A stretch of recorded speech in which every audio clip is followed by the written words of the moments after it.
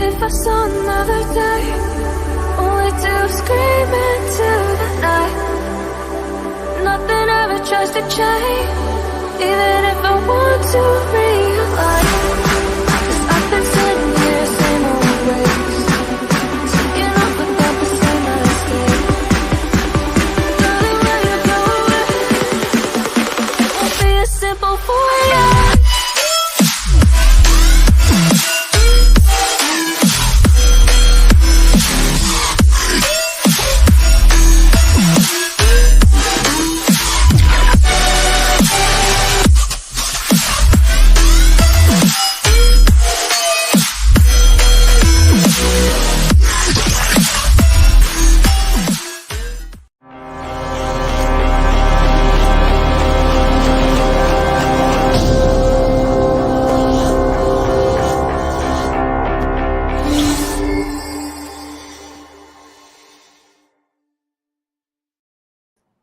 Wow. Wow, wow, wow, wow, wow, wow, wow. Yo, guys, it is Old Man G here. Back again, RDS, with another kind of post-match reaction. I just thought I would do this live, so because it is late, but I would just want to give my brief kind of thoughts on both games, and then yeah, I have a hangout to go to. But if you're new to the channel, if you're watching, remember to like, share, and subscribe to Red Devil Studio. Follow us on Twitter, where Unite, and smash the notification button. Based Manchester United News. Apologies, I have been busy work, so I've not been able to give complete coverage of the games. I will be probably posting just recording some match reactions to the Morocco Belgium games.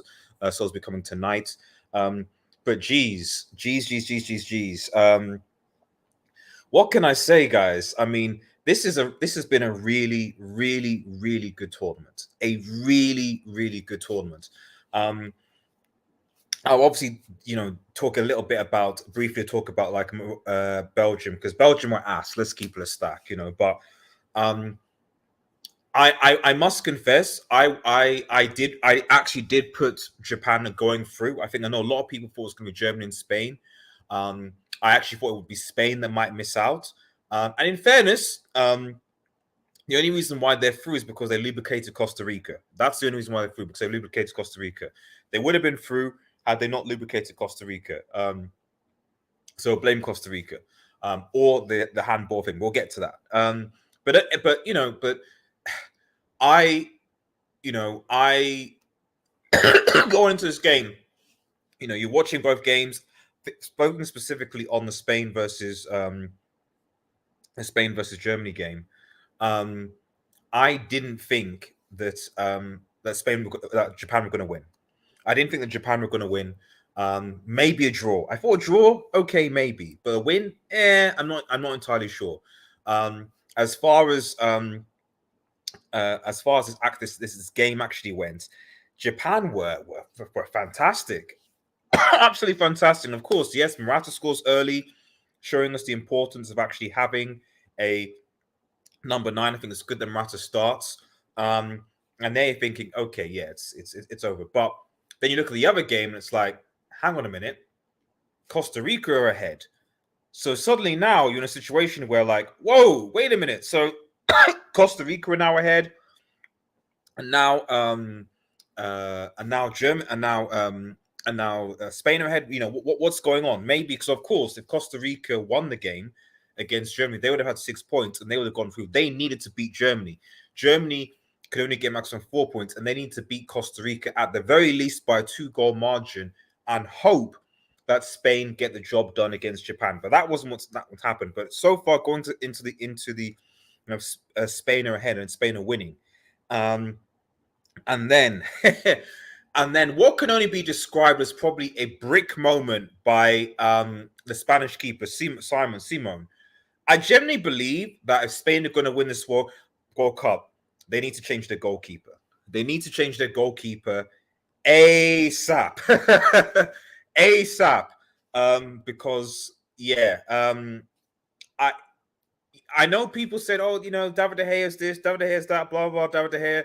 But the thing with Spain and in their their possessive system is that when they're pressed, it gets problematic. And when you look at sort of David De Gea, when he plays for United are pressed, it's made him a good shot stopper. So it's one thing to be good on the feet, good on the ball, blah, blah, blah. Yeah, that's fine. But at the same time, as a keeper, you still need to be able to, save a shot. And I'm not entirely sure whether Simon can do that. And I think against more clinical and dangerous forwards, he's going to be punished. So that was that first goal, equalizer, was a goalkeeping mistakes. But it was a good finish. Now, the second goal that they checked, interesting, very, very interesting. I mean, I was completely what's the word? Completely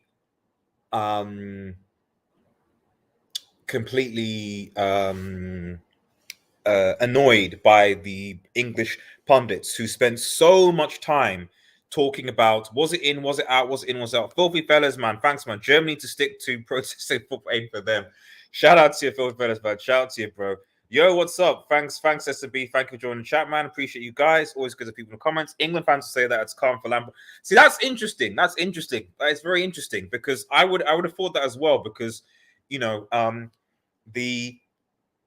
was it out or not? Now,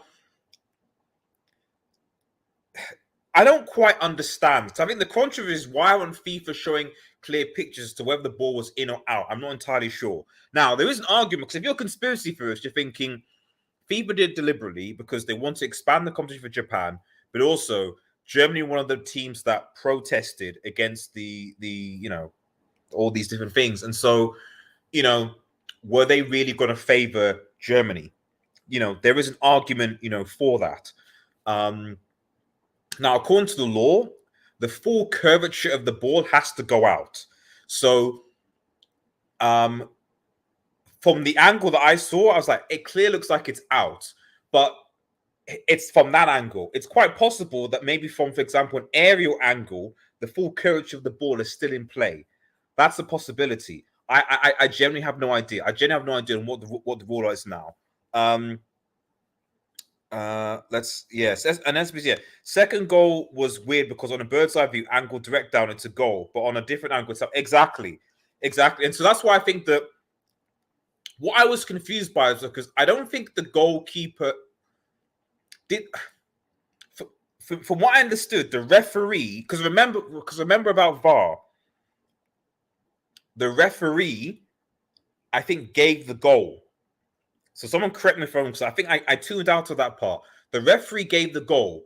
Was it absolutely 100% clear from the angles that VAR saw that the ball was completely out? And that's the key thing. If it wasn't 100% clear and obvious that the ball was out, they have to stick with the on-field decision of the referee. That is my understanding of the law. So if my understanding is that, I think the only debate is why they didn't show the close-up on telly like they do with 3D imaging with size, but we move on. Yeah, exactly. I mean, at the end of the day, I'm not going to really dwell on that because Japan beat Spain and Germany, top the group. And I don't think anyone would have thought that beginning of this. Germany have themselves to blame. They lost to Japan in the opening game. They needed to beat Spain. They had the chances. They didn't. Remember that Sané chance towards the end when he didn't finish? They didn't take their opportunities. And then ultimately, they put too much, I think, on this game.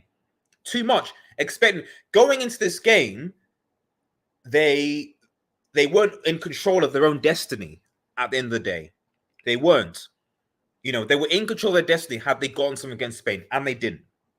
So they have no one to blame but themselves. But you got to shout out to the Japanese, man. They'll obviously now play Croatia, and they'll fancy their chances of going to an age Croatia side. Although I think Croatia are masters at like controlling a game. Japan will fancy their chance against Croatia, and Morocco will fancy their chance against Spain. I still expect Spain and Croatia to beat those Reds, but you don't know in this World Cup. You don't know in this World Cup. This is the World Cup of shocks. It really, really is. You don't know. You really don't know.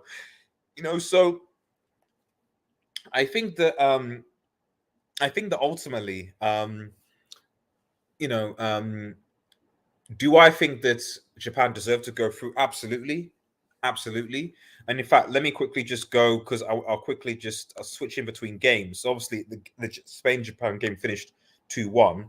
Now, I'll quickly go into the Germany Costa Rica game. Now, Gnabry, sorry, actually scored first. Correct me if I'm wrong. Germany were ahead. Um, and then and you're thinking, okay, dub Germany a goal ahead. I think at this point, this was Germany scored, and then I think Morata scored in the Spain game. And so by that you're thinking, okay, yeah, 1-0 Germany, 1-0 Spain. Germany and Spain are through. Japan and Costa Rica are out. Business as usual. It is what it is. But but it didn't work like that. It didn't work like that. S&B says Germany losing is a bummer. Well, the thing is, they're not. It's not really them losing. They beat Costa Rica.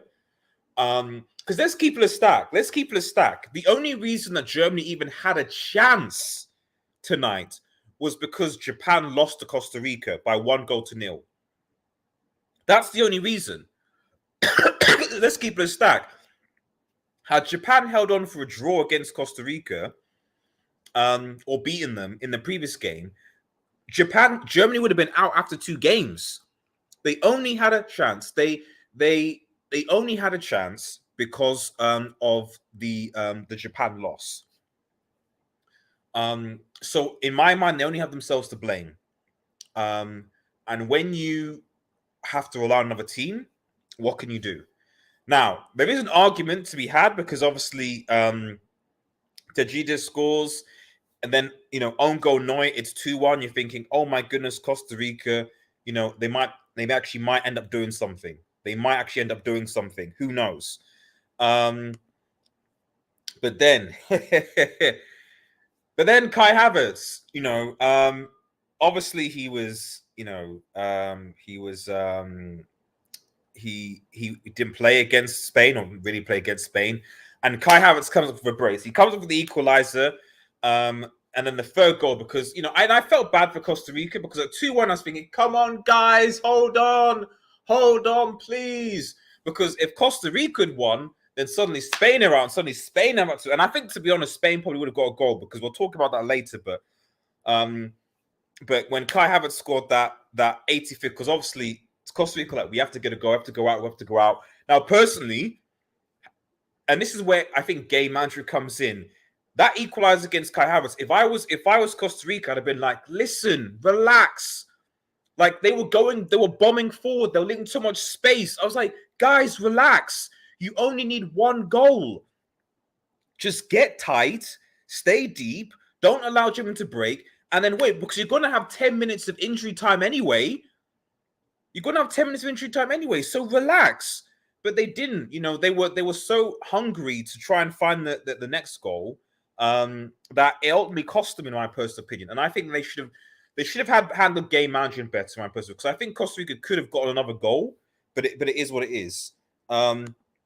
Generally their job, but Spain lost. It is exactly. I think that Tan says Germany. Yeah, I know. He said that. Germany did their job, but Spain lost. It is what it is. Yeah.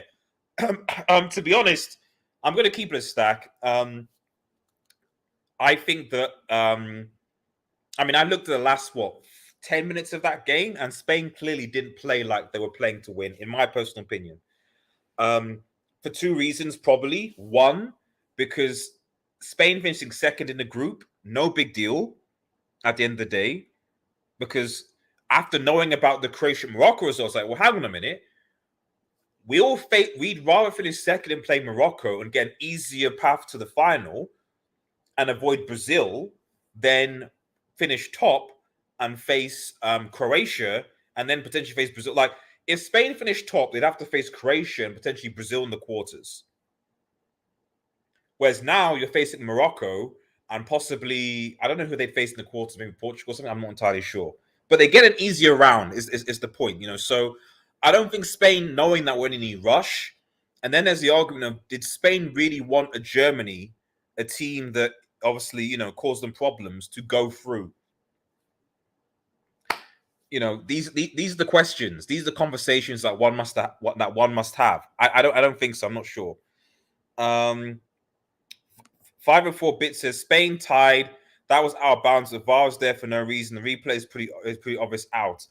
I'm not sure, because what someone did tell me was that it can't have been out because the sensor that shows, because obviously when we have like goals that are disallowed, so they're either over the line or not over the line, you have that sensor on that line, and that's the sensor that tells you that the ball has gone over the line. So if the ball had completely gone over the line, then that sensor would have picked it up, is my understanding. I don't know. Watch the replay from FIFA. I will have a look. I'm only just giving a potential explanation because I want to play devil's advocate and say, but to be honest, to keep it a stack, Germany, I know I'm speaking from England, I'm saying, but like, and I know that this was pre-VAR, but I mean, that goal Lampard scored against Neuer, that goal had crossed the line. It did. Let's be here that we played the replay, at VAR. So, I'm not saying, like I said, that was pre-VAR, so it can do anything, but I'm just saying that there is an element of karma with that. But more importantly, at the end of the day, you cannot rely on one decision to get you through. Like, that is what I won't accept. Germany are out of this competition fundamentally because they decided to the fate of their game. They decided to allow that fate to be determined by VAR and by Japan. Nothing more. Had Germany not lost to Japan, had Germany gotten a result against Spain, no problem. So as much as the decision may be controversial, at the end of the day, Germany cannot blame anybody else but themselves. Simple as that. And I don't know, because if I'm honest, there are going to have to be questions asked about Hansi Flick. Is it Hansi Flick's fault? Was this German side overhyped? I don't know. If I'm honest, were Germany overhyped going into this, or did people underestimate the Japanese? I personally think it's a mixture of both. Martin Nikolov says, Sue! What's going on? I have a nice screenshot of the ball out. No, Germany suck for sure. What do you think of the round of 16 matchups now? Once all the games are over, say Friday, when I go after Friday, I'll be doing a reaction to the rounds. So far, because if I'm thinking about it, so far we'll have, and remind me from the chat. So Ecuador versus not Ecuador. Senegal versus England. USA versus Netherlands. That's A and B. Then C and D, you have France versus France versus who are France? Who's in D again? Crap. Someone remind me. France and Australia qualified from C. So who's in D again? That's my memory gone. Why is my memory gone? It's not Morocco. Anyway, someone remind me in the chat. Completely I literally forgotten who are France and Australia playing in the next round. Forgotten. Poland, yes, thank you. France versus Poland, yes. So Poland finished second, and then Argentina. That's it. Australia versus Argentina. Yes. France versus Poland. Australia versus Argentina. Thank you very much. Thank you, FT Junior. Thank you so much. There you can watch on it. Yeah, and then obviously Morocco versus Spain now, and Croatia versus Japan, which would be very, very interesting games.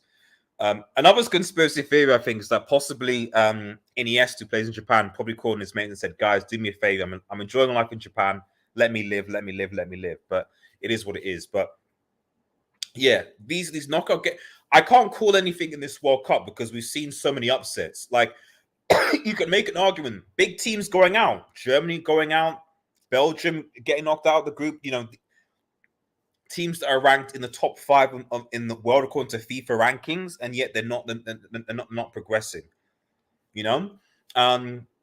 Definitely. Tomorrow we're going to have more big teams going out. You're probably going to have. I still Brazil are through, so that's fine. But I think Serbia probably going home. I think Switzerland are going to go through. So Serbia, who were rated to be a good team, they're going to probably go out. And then Korea, Portugal, Uruguay, no idea. No idea whatsoever. Portugal obviously are through. But you could potentially see Uruguay going home. Another major football nation going through. So I think overall, it's good to see, because we've got 2 African nations already through in Senegal and Cameroon are not going to beat. Okay, Cameroon are not going to beat Brazil. I'm saying that now, but this is the thing. Japan, Brazil are already through, and so do Brazil field a weakened team? I don't know. I'm just saying. I don't know. Cameroon are not beating Brazil, but Brazil have already qualified and could field a weakened team, and Cameroon just need to win.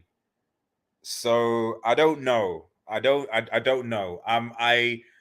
Would I be surprised if Cameroon beat Brazil tomorrow, especially if they field a weakened team, want to rest players, cards, etc. I don't know. It's not going to happen. But if you're Brazil, you're thinking, would I rather Cameroon go through or the other teams in the group, Switzerland, Serbia? I don't know. Because I think that said, I think if I'm right, because Switzerland won and then wait, hold up. Yeah, Brazil beat Switzerland and so Switzerland have 3 points and Serbia, I think, have 1 point. Yeah. So if Switzerland beats Serbia, which is going to be a grudge match, then they're through regardless. But yeah, it is what it is. RDS, let's address the elephant in the room. That's sliding under. Yes.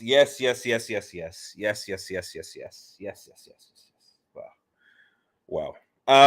I'll quickly, I'll quickly do a brief. Ghana need to be out. Well, if Ghana play the way they played against, the only thing with Ghana is I think the emotion might get to them. I generally think the emotion actually might get to Ghana. So if they play with their heads on straight, they beat Uruguay. Because I don't think Uruguay are that good. I really don't think Uruguay are that good. There's no reason why Ghana can't beat. They beat South Korea. They should be able to beat Uruguay. And if they beat Uruguay, then I think that's it. Because Portugal have qualified, haven't they? Yeah, they beat Ghana just, and they beat so 6. So really and truly, South Korea kind of out. It's in Ghana's hands basically because Ghana have the 3 points against South Korea. So if Ghana beat Uruguay, then they're through regardless of whatever Korea does. Korea will have to rely on a draw or a loss to Uruguay. That's basically where we're at with that group. It is what it is. But anyway, shout out to Germany. Germany unlucky guys. Shout out to Costa Rica. They fought hard. Another CONCACAF team kind of biting the dust. It's a shame. CONCACAF hopefully will be stronger in the next World Cup. But it's a shame seeing Costa Rica. Canada tried, but obviously them going out as well, knocking out Mexico as well. really, it's the USA were the only CONCACAF team to go through, you know. So shout out to the USA, but yeah, it's a shame. But shout out to Japan, to the Japanese, and shout out to Spain. You know, we'll see what happens. Now, let me I'm going to round up here because I need to bounce. But let me just quickly get my thoughts on this game here. Now, obviously, the Morocco shout out top the group. Hakim Ziyech, who I think didn't Ziyech score? Or he assisted. Yeah, Ziyech scored the 4th minute goal. So shout out to Ziyech, man. Ziyech, another Chelsea player that Chelsea screwed over. However, and shout out to everyone who's watching on Facebook as well. By the way, make sure listen, he wasn't fit. Lukaku wasn't fit, man. Relax. He wasn't fit. He wasn't fit. He wasn't fit. He wasn't fit. He wasn't fit. He wasn't fit. That's the problem. He wasn't fit. But what I would say though is that Belgium only have themselves to blame.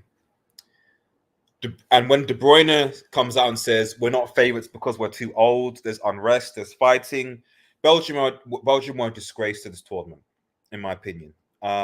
Netherlands played badly, but still somehow managed to get through, probably because they were in a weaker group. But Belgium been a disgrace to this tournament. Draw, comfortable loss to Morocco, not just loss, comfortable loss to Morocco, and then a fluke win. Because let's keep it a stack, guys. If Alphonso Davies scores that penalty against Courtois, I don't think Belgium beat Canada. I don't think they do. I don't think, unlucky. I know Canada lost to Morocco, obviously, and Croatia, but I genuinely believe if Alphonso Davies scores a penalty, I don't think Belgium beat Canada. I really don't think they do. So Lukaku coming on, I just think that I feel bad for the guy. I mean, what I will say though is that if Lukaku's still at Manchester United, he scores those chances. Whatever you say about Lukaku, Chelsea just destroy strikers. They just destroy forwards, man. They just do. If he was at Manchester United, he would have scored those chances, man. It's as simple as that. He's just not fit. They went him back. Like, I do think if Lukaku had played in the beginning, I think Belgium definitely had a greater chance. Whatever you say about Lukaku, but he's not fit. He's not fit, and because clearly he's got the striker instinct to get into position, but he wasn't fit. It's as simple as that. He wasn't fit, and the job should have been done in the other games, and it wasn't. What did Hazard do? What did De Bruyne do? What did those guys that are supposedly world class do? Nothing. Costa Rica has a lot of old players. They might be they might be the next World Cup. I think they need to relax. I think they need to relax. Even Keylor Navas at sometimes was a bit dodgy, So I like to think that they should change that, but we'll see. Belgium remind me of the old French teams where they up and yeah. Belgium. I mean, I think there'll have to be a conversation about Belgium going forward, because I think this is probably the most overrated golden generation of recent football history. England were then, I think, the England team of about the 2000 to 2010 with the Gerrards and the Ferdinands and Lampard and stuff like that. That was definitely overhyped. Didn't achieve anything, because England have been pretty crap. There was a golden generation from I think 2000 2012. Then from about 2012 to 2010, 2012 to 2018 was just garbage. Everyone knew England were garbage. But now this, I won't even call it a golden generation, but England at least saying what's up now, this new generation that went to obviously World Cup semi and then now Euro. It's not coming home though. But if England should probably beat Senegal. Whether they'll beat France or not, I don't know. Although France obviously have to deal with Poland. They should beat Poland. But yeah, I don't think I can say should. I think one of the things that I've noticed in this World Cup, and I round up with this because, Belgium, whatever. Martinez, yes.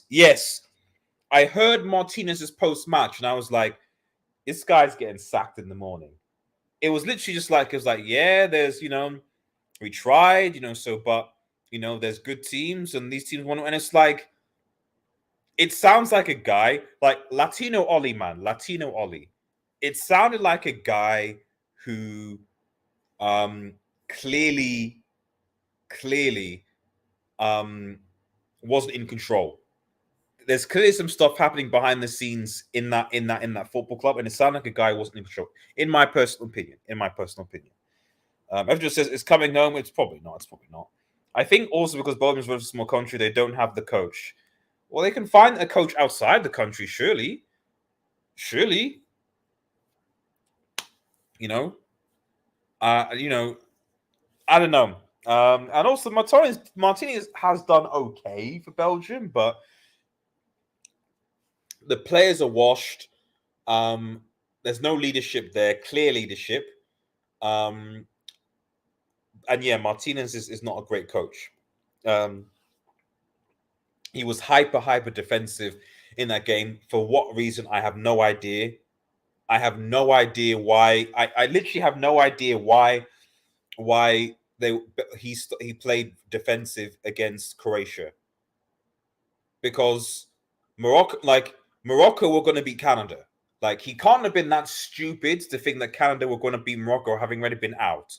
So he had to go out and beat Croatia. Like, what? There's no, if you got a team and both teams and you have to beat that team to go out, then there's no point in being defensive for 80 minutes and then throwing on. If you concede, you concede. That's fine, but you need to go out and attack. There's no point in being defensive for 75 minutes and then you're like, right, okay, bring on Lukaku, bring on Hazard, bring on his people. Made no sense to me. Made no sense. Martinez stepped down before he got sacked. He knew that writing was on. Oh, has he stepped down? Has he? He stepped down. I didn't see it. He stepped down. Okay, fair enough. Yeah. That made sense. So Germany had again the World Cup instead of France. Hard luck for Germans.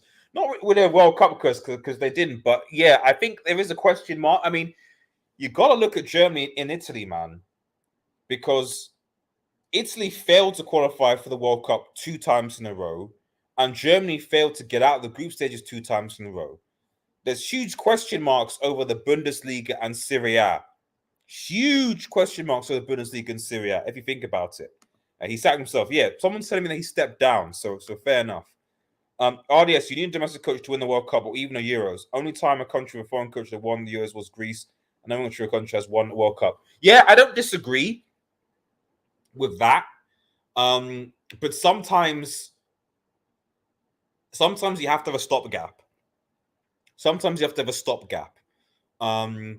Whereby you just have, like, for example, you know, I've got no doubt that if Mourinho was in charge of his Belgium side, that Belgium get out of this group. Or, you know, even if Graham Potter was in charge, you know, someone with good managerial experience. Not on terms of good managerial experience, but to control a team. I don't know. I just think that I don't know. I don't know, because a part of me is like, I don't want to put this completely on Martinez, even though I think he's a great coach, because at the end of the day, I don't care what anyone says. You know, when you're at a World Cup, you represent your country, you represent the fans, and whether it's because there was the underlying, you know, protest, more issues, that's what people think. Whether a lot the players are getting criticism from their country, I don't know. It's a weird World Cup because a lot of the European teams, especially European teams that are getting a lot of criticism from their countries, and now, I mean, Belgium, you know, Germany, you know, getting criticizing from their own teams, Netherlands, England, although England through, you know, not performing particularly well, you know, so it could be that. I don't want to use that as a whole excuse, but I don't know. I just think that at the end of the day, at World Cup, you're representing your country, and so many fans have traveled of the world to see you play, and you can't even show that you care because of internal stuff. I never understand that. I never get that.